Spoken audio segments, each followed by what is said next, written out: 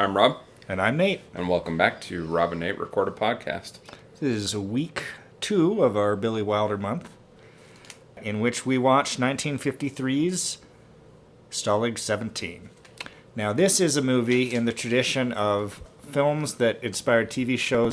So Stalag is, totally has some differences, which we'll discuss, but in basic concept is other films in this same category include Bewitched, inspired by the movie I Married a Witch, Written on the Wind, which is, in my opinion, the inspiration for Dallas. So you did not know what movie we were going to watch until an hour and a half or so before we watched it. And I didn't look anything up. And you didn't look anything up. This is, we were talking earlier, and you were asking me, when I select these movies, how much of this is for general Billy Wilder knowledge and how much of this is geared towards you. And I said that there are 2 films this month that are particularly geared towards you.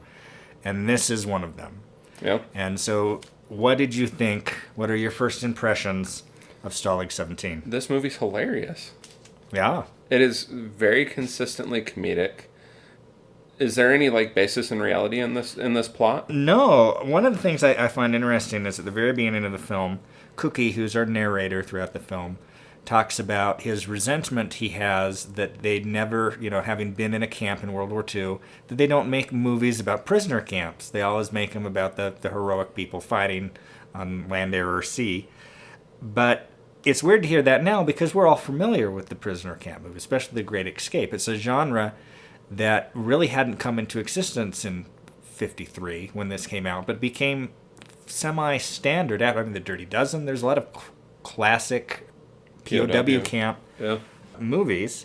This film was co-written by Wilder and a man named Edward Bloom, who had a long career in screenwriting, better part of 50 years, everything from one of those Sherlock Holmes films that we watched last year to Gunga Din. Really? Or, I'm sorry, Gung Ho. Oh, okay.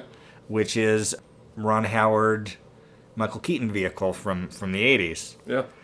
It's a great film. It's got your requisite Wilder cynic in William Holden, who's cast as Sergeant J.J. Sefton, one of 600 sergeants in Stalag 17, a prisoner of war camp, and in their particular division, it's just all these captured sergeants and airmen. Yeah, and it's just off the Danube, is what we're told. This film takes place in late 1944. Sergeant Sefton is basically what's the term you'd use for him? He runs the shop. Or the shop. Yeah, he's able to get stuff. It was like you always have the guy in the prison or the prison camp who just has this ability to bribe people and get stuff. And so he ran a distillery. He ran a kind of a peep show for a while with the Russians across in the women's camp.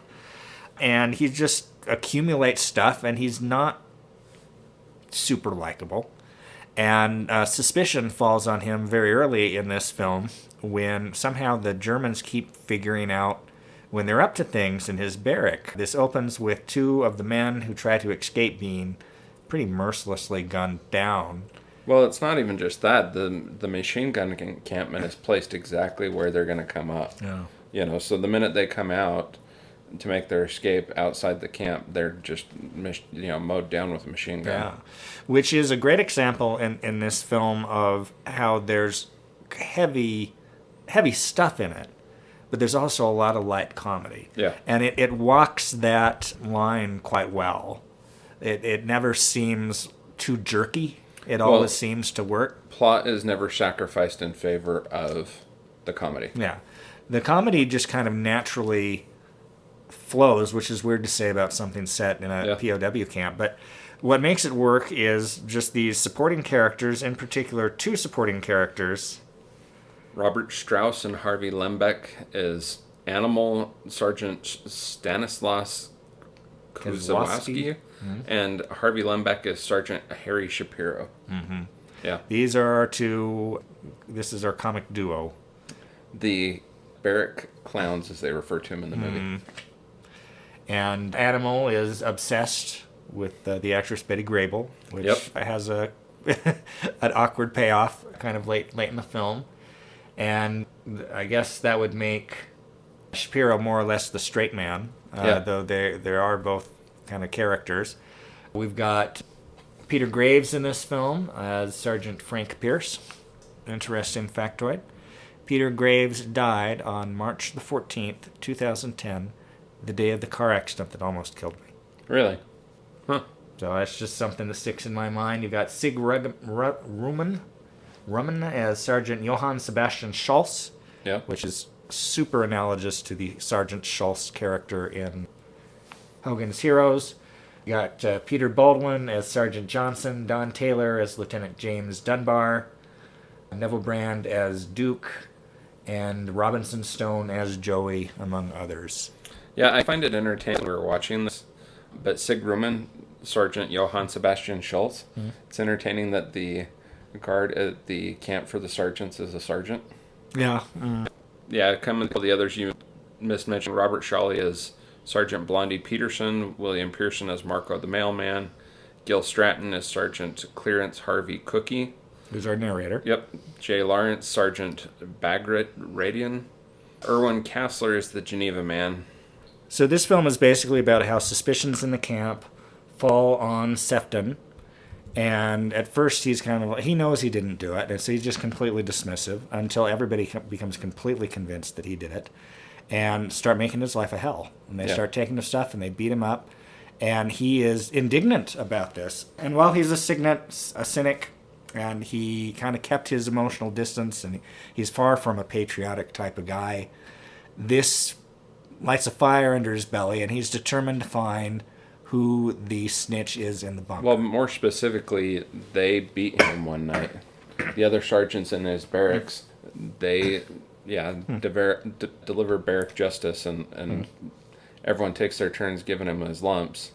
And so, like, the next morning when he wakes up, he can barely roll over. So that's what really lights the fire under him to figure out who's doing this. And it's actually as a result of that beating, which is partially instigated by Price, who is our turncoat or whatever. You know, he's part of the one that instigates the beating, but it's only as a result of that beating and being stuck in his bed that he notices the shadow of the swinging light. Yeah. Because they've got this system worked out where somebody puts a loop, and they showed this very early on. It's well established that they use this loop in the wire of the light to indicate to Schultz when he comes in to investigate that there's a message for him, which is put in a queen. Yeah, a hollowed out chess queen set. in the chess set. Yeah. Because our traitor again is Peter Graves, Sergeant Frank Price, who we discover is not, in fact, an American, though he lived in America for a while. He is German, who came back at the beginning of the war, and because of his familiarity with all things American, they crafted a false identity for him, stuck him in the bunk to be their spy. Yep. And you find out pretty late in the film, but you find out before the bulk of the characters do that Peter Graves is the traitor, is the spy.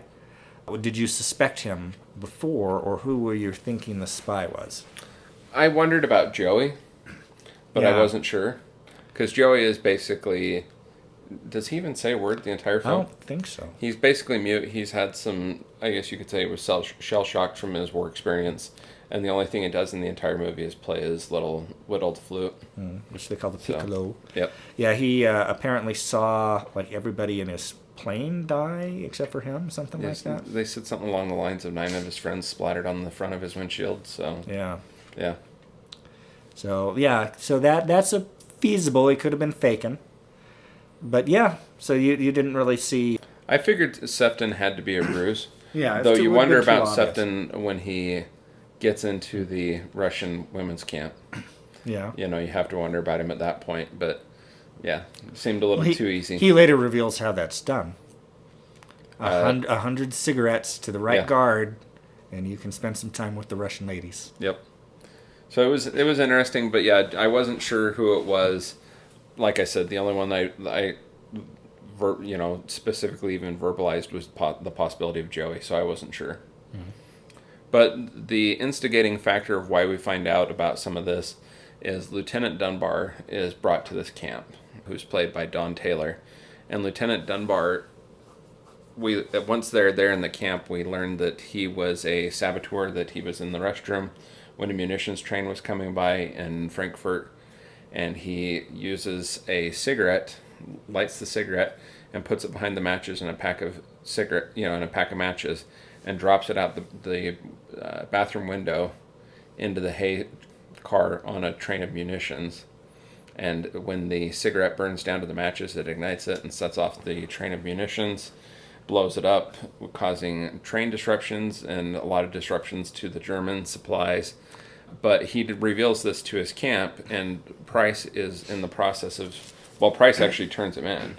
And, they have him arrested and want to try him as a saboteur and transfer him, but they need to prove how he set up the timing device. Mm-hmm. And so Price finds out and turns him in. The SS is there to collect Price and take him to a different prison and likely execute him. And the entire camp gets together to create a distraction and free Price. Yeah, it's not the most realistic. Well, they managed to get. They did set it up though. They set it up, and you see all the smoke from the ground up ping pong balls. Yeah, which they got for Christmas because there was some kind of mix up at the Red Cross. The Red Cross. But how they got him up on the tower, I don't think really holds a lot of scrutiny. It doesn't really matter because the film's so good that you don't really care that much. But he ends up hiding in the tower for a day. In the water tower, in the water. I thought it was like 36 hours. Yeah, it could have been. Yeah. And it's amazing that he could walk at the end of it. Though they actually do play up that he's having a hard time walking at the end, which I liked because a Lazier movie wouldn't have bothered. Yeah. But Sefton, who has figured out that Price is the bad guy, makes sure to let everybody know just as they're about ready to let Price be the guy to rescue Lieutenant... Sefton rescued Lieutenant Price. Yeah, well... So the group, the bunk, is about ready to let Price go and rescue Lieutenant Dunbar. He volunteers because he's supposed to be head of security for the bunk, and they're like, I failed, I should make up for it. And Sefton is able to basically expose him. And all these men that had been against him shift their loyalties. And there's one particular guy. But do they? Keep going with what you were saying. There's one particular guy. The guy that was always giving him extra... Uh-huh. He's the one that's just like the most amazed by the turn of things, and Sefton lights a match on his cheek at one point, and then he takes it, and he's kind of like, okay, I deserve that. Yeah. But that speech, that end where he kind of becomes a different character, kind of, he's been changed by these events. Yeah. He's still him because he's like, well, I'm going to get a big reward for getting this guy out, so I've got motivation. Well, but he even says as he's leaving, he says, if I see him of you on the street back home, don't say hi. Yeah. And then he pops back out of the tunnel and kind of gives him a wave like, am I serious? Am I not serious? Well, but it's funny because the thing I was alluding to is as he's leaving and and their distraction is going on, one of the guys goes, they said, I can't believe Sefton did that. And he goes, well, maybe he just wanted to steal our wire cutters. Did you ever think of that? But I just love that ending. And so this is a funny film, and we should talk a little bit about the funny stuff that happens earlier. But it's got a great, rousing ending to it. And you're just happy. You're like, yeah, get them Nazis. And they get away. And, it ends with everybody going to sleep in the bunk, and you never find out precisely what happens to him. But the implication is that they are going the escape is successful, yeah.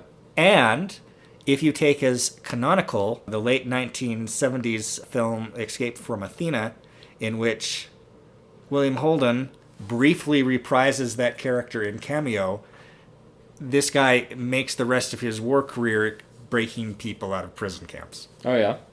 That's entertaining. There's some really hilarious lines throughout this movie. Mm-hmm. Good morning, sergeants. When it comes spring, we'll plant some grass. Maybe some daffodils. Yeah.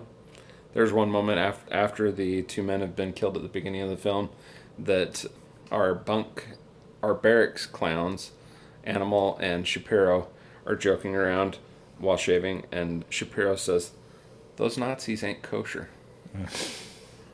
And then they've got the news, the guy that goes from barrack to deliver the news. And he's got this delivery that's kind of great. And he talks about, we're going to have a sailboat competition at the septic, Yeah. at the cesspool. at the cesspool. Yeah.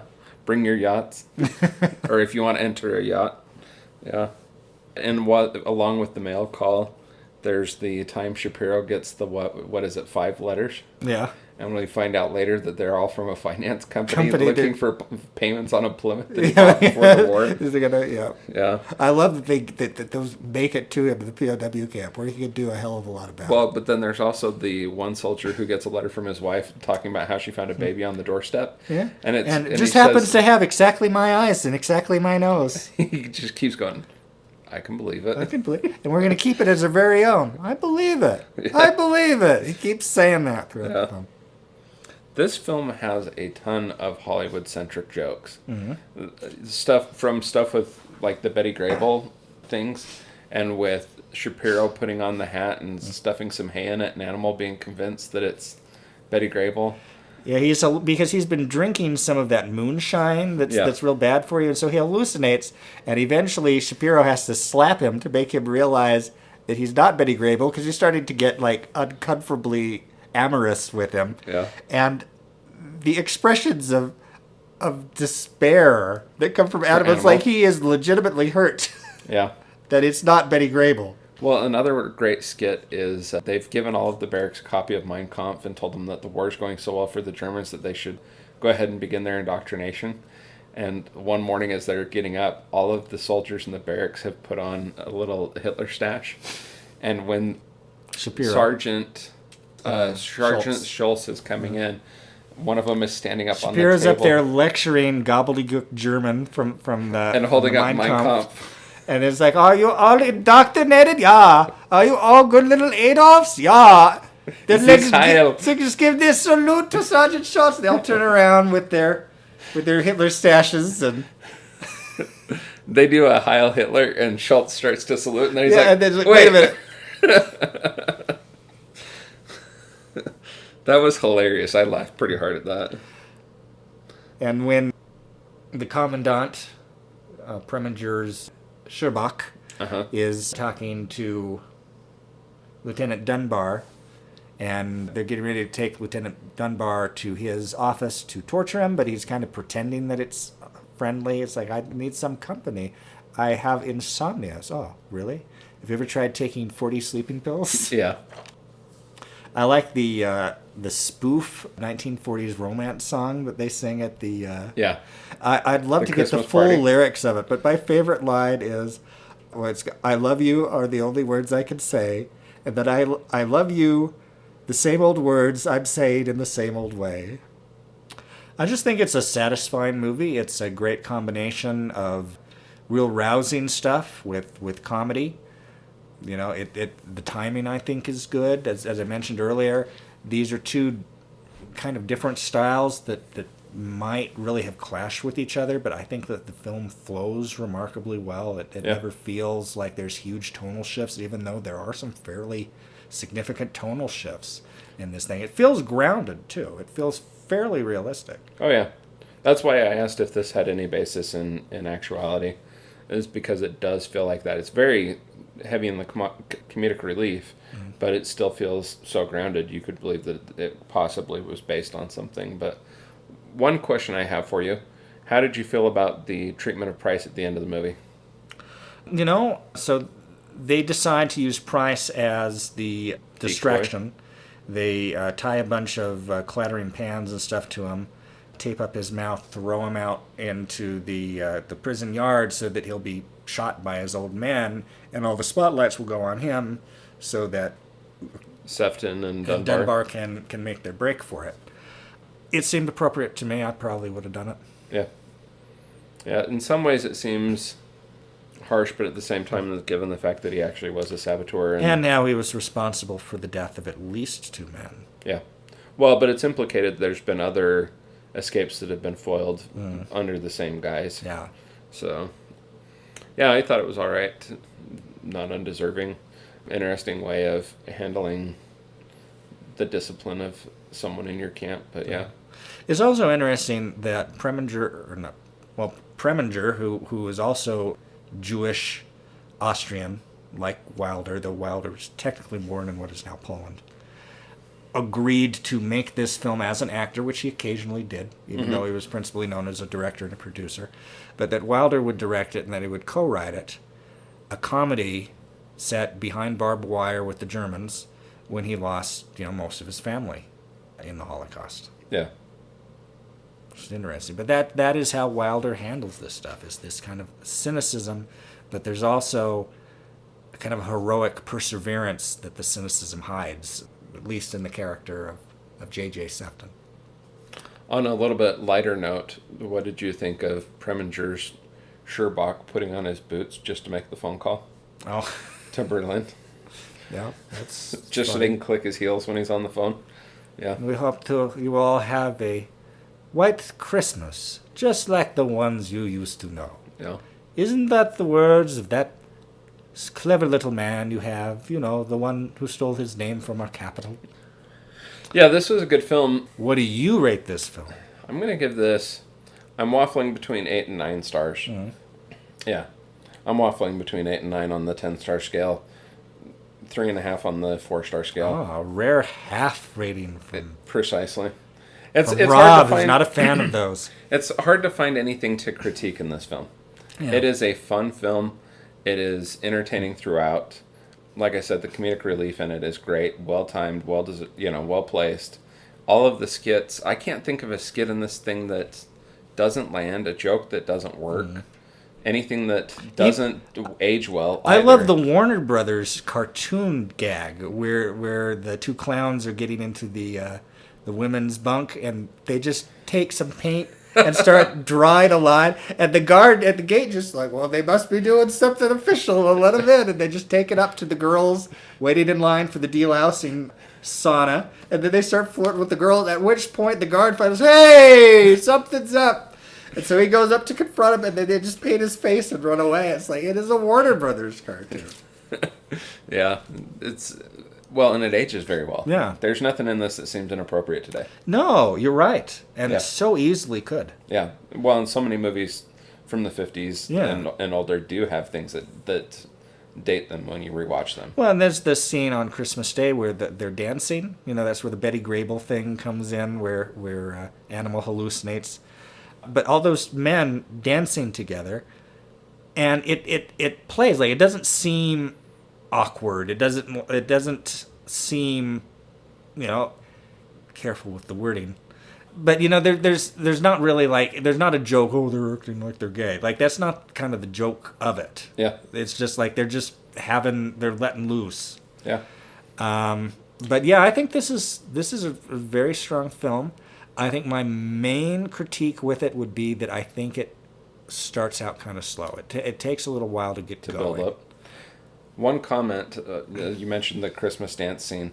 There is a line in the Christmas dance scene that stood out to me, All right. and I didn't know if you caught it. He makes a reference to Trip a Little Light Fantastic. Yeah. Not making the reconciliation. Well, yeah, that's a dancing thing. It's also used in the new Mary Poppins movie. Oh, okay. There's the whole one dance number that's Trip a Little Light Fantastic.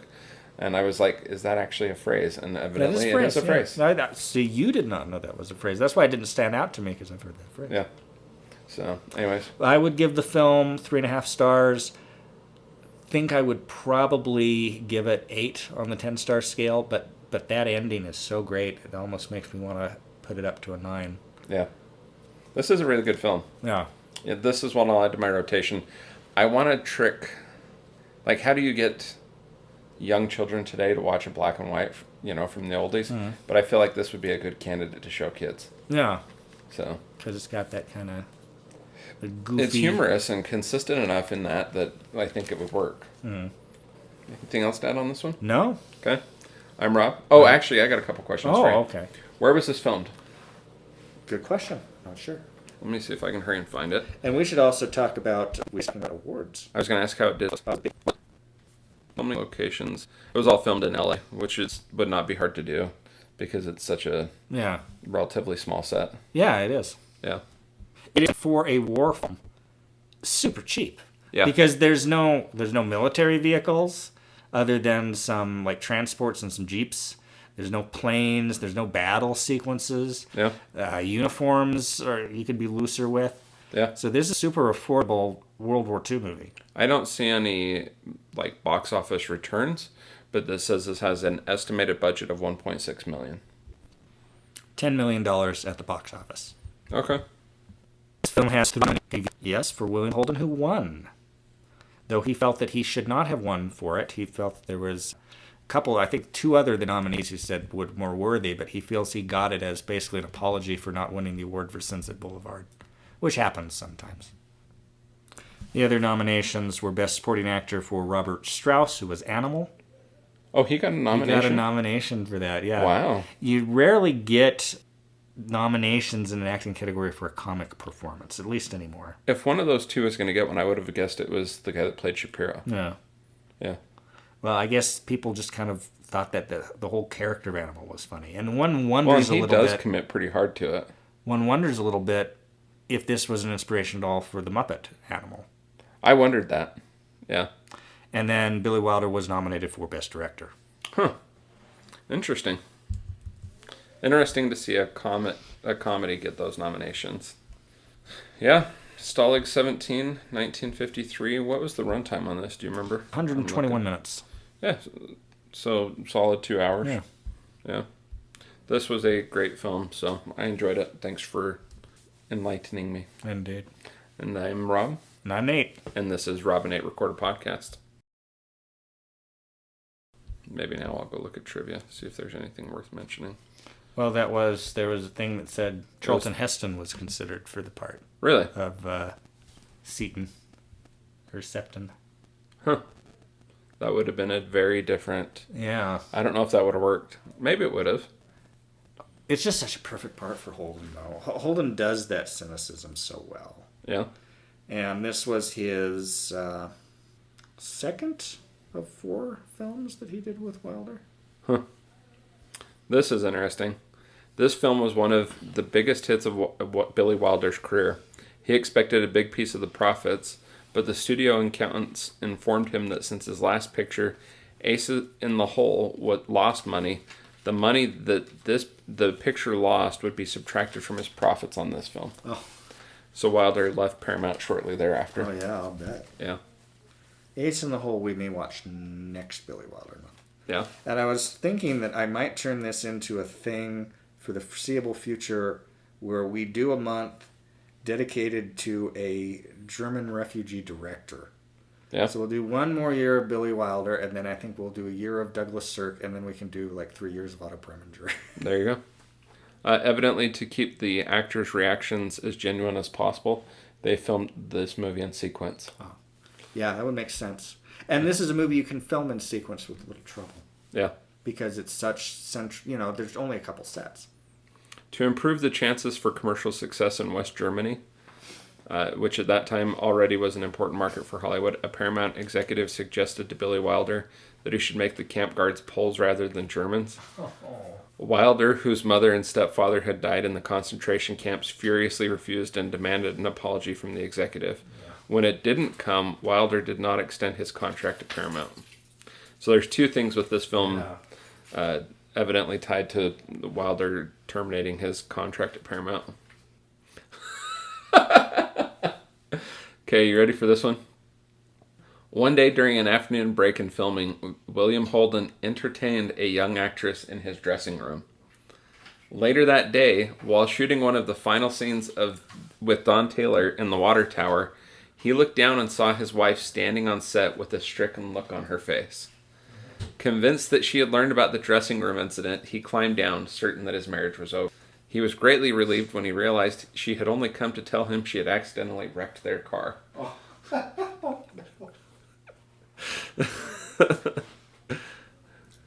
You know about Holden's death, right? Sad. Yeah. So that marriage eventually did fall apart, and I think he remarried or he was with a woman for many years, and he just kind of became he became cynical. Yeah. And when we watched The Wild Bunch, that was so great because it was something he enjoyed doing. Like he did a lot of phoning it in kind of performances. And then he became kind of an alcoholic, and his passion was wildlife refuges, and he like co-sponsored like a big ranch in Africa, and he would be there as much as he could be, and then he would go back to the States to work and to drink.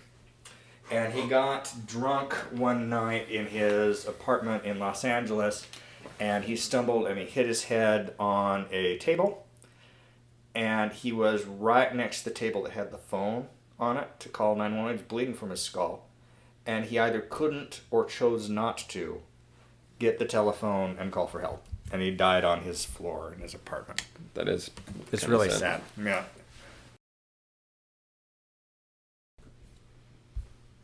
Not the most amusing of outtakes. No. I think I like this better than 1, 2, 3. Yeah? Yeah. Very different beast. Oh, yeah. I didn't think I could have been reading this correctly, this email. Uh-huh. But I just got an email from Deseret Book promoting a romance novel. The spies everywhere. A story of love after loss. They have ears, the walls do. Secrets of Stonebridge by Anita Stansfield. I think you should read it. And then write a report. It's on their platform. I don't have their platform. So I was not looking at levels at all. We are in a different environment. You want to give me some testing? Some testing of levels, some level testing in which levels are tested for the purposes of testing levels. I think once I make those adjustments, which make the waveforms you like, Yes. and I mute that, which reminds me to mute this, Makes for levels. I think we will be more prepared. All right. Okay. Are we good? Do we want 3+ minutes worth of gobbledygook at the beginning for your editing? Or We do have want to 3+ start over? minutes. I know. Well, do we want to leave it there and have you edit it out? Or do we want... Okay. That's what I always do. Okay. Yeah. You ready? Yeah. Okay. Notes. Helps if I grab my notes. Yeah, it does.